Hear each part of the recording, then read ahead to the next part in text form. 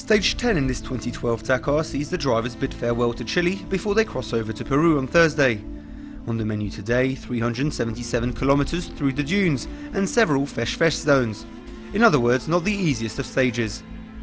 In the overall standings, two Frenchmen are in the lead, as Stéphane Petter-Ansel tops the car leaderboard, while Cyril Desprez is ahead of Marc Comer in the motorbike category, 2 minutes and 28 seconds ahead of the Spaniard.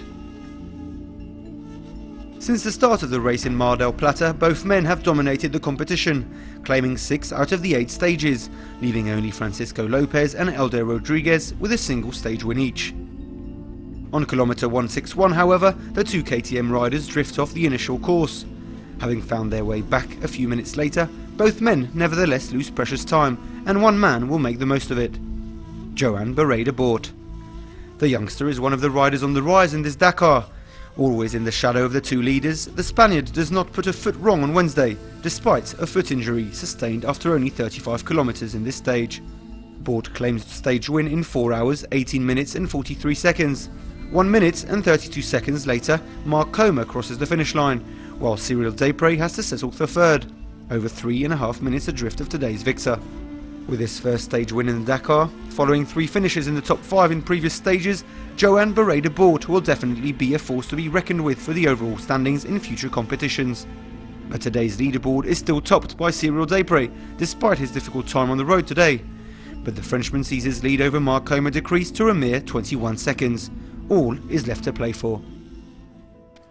In the car category, the day started off in ugly fashion for Robbie Gordon. After finding a non-conformity on his Hummer last night, the commissaries had decided to expel the American from the competition. But Gordon's appeal meant he could go on this Dakar 2012, for the moment. Back to the race, and the fight between the Hummers and the Minis continues. Robbie Gordon and Stéphane Petter-Ansel are still battling it out on the dunes, and both men take the lead in turns in this stage. But once again, the American team has its share of bad luck, as Gordon makes a costly mistake and damages the front side of his vehicle. An opportunity to seize for Petter-Ansel, who could increase the gap at the top of the leaderboard and even target the stage win in Arica. But the Frenchman is not alone, as his Mini teammate Nani Roma has been in scintillating form in recent days. Consistent since the start of the rally, the Spaniard is impeccable in this final Chilean stage, and in the end, he beats Petter-Ansel to the finish to claim the 5th stage win in his Dakar career. Roma makes the most of Robbie Gordon and Christophe Holovchik's misfortunes to grab second place in the overall standings, while Stéphane Petter-Ansel is still firmly in the lead, over 19 minutes ahead of his Spanish teammate.